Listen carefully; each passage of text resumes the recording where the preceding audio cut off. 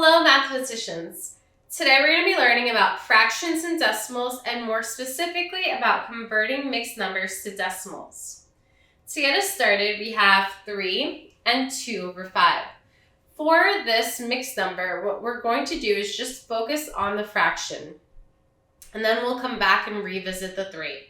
So this fraction we know is the same thing as 2 divided by 5, where our numerator is our dividend and our denominator is our divisor, which goes on the outside.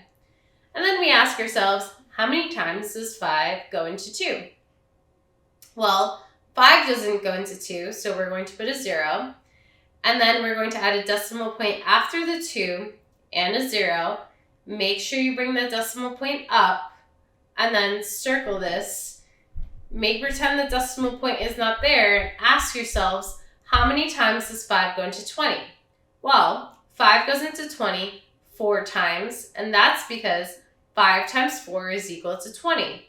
So we're going to go ahead and put the 20 down here. Then we're going to subtract these two values. 20 minus 20 is 0, so we don't get a remainder. So that means that 2/5 is equal to 4/10. However, keep in mind that we started off with 3 and 2/5. So if 2/5 is equal to 4/10, then 3 and 2/5 is going to equal to 3 and 4/10. Okay? So that's how we convert a mixed number to a decimal. Let's do another example. Here we have 5 and 1/6. Let's focus on the fraction first. So for 1/6, we know that's the same thing as 1 divided by 6, where our numerator is our dividend and our denominator is our divisor. And then we ask ourselves, how many times does 6 go into 1? Well, 6 does not go into 1, so we're going to put a 0 there. And then add a decimal point after the 1 and add a 0. We're going to bring up that decimal point and then ignore the decimal point here and ask ourselves, how many times does 6 go into 10? Well, 6 goes into 10 one time, and that's because 6 times 1 is equal to 6. So we put a 6 here, and then we subtract. 10 minus 6 is equal to 4. Because we have a remainder, we're going to go ahead and add another 0 and bring it down. Then we ask ourselves, how many times does 6 go into 40? 6 goes into 40 6 times, and that's because 6 times 6 is equal to 36. We put the 36 on the bottom, and then we subtract. 40 minus 36 is equal to 4. Add another 0 because we still have a remainder. And then we ask ourselves, how many times does 6 go into 40? 6 goes into 40 6 times because 6 times 6 is equal to 36. Add the 36 on the bottom and subtract. 40 minus 36 is 4. Notice that there's a pattern happening here, so we're going to have a repeating decimal. But the 1 is not repeating. The only thing that keeps repeating here is the 6. So our decimal is 0.16, but the line is only on top of the 6 because only the 6 is repeating. So when we have 5 and 1/6, we're going to have 5.16 with the line on top of the 6 because the 6 is repeating. Alright, so here we have 2 and 5/8. So let's focus on the fraction, which is 5/8. And we know that 5/8 is 5 divided by 8, where 5 is the dividend and 8 is the divisor. And we ask ourselves, how many times does 8 go into 5? Well, 8 goes into 5 0 times, so we're going to add a decimal point and a 0, and then bring up the decimal point. Then we ask ourselves, how many times does 8 go into 50? Well, 8 goes into 50 6 times, and that's because 8 times 6 is equal to 48.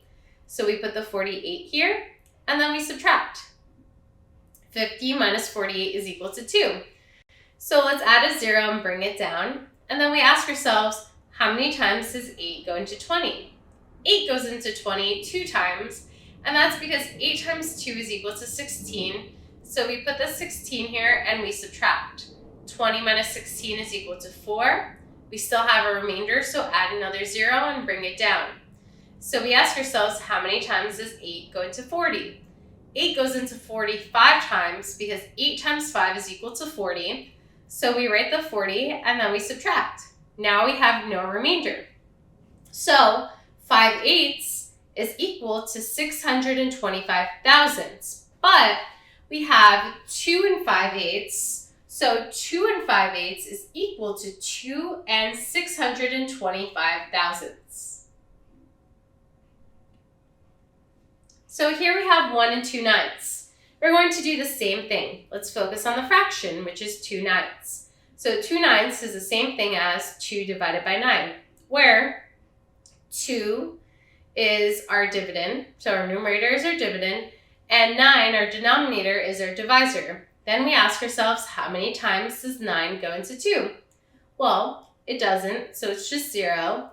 We add a decimal point at the end, and we add a 0. And then we ask ourselves, how many times first bring up the decimal point.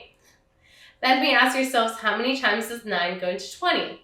Well, 9 goes into 20 2 times, and that's because 9 times 2 is equal to 18. So we put the 18 down here. 20 minus 18 is 2.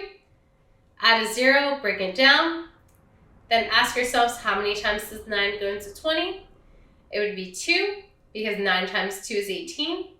Subtract by 18, we get another 2. And notice that we have a pattern going on here, okay? So we have a repeating decimal because the same thing keeps happening over and over again.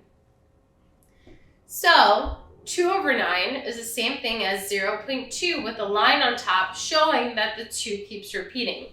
So 1 2 ninths is the same thing as 1 and 2 with a line on top of it showing that it keeps repeating. And that's it for converting mixed numbers to decimals.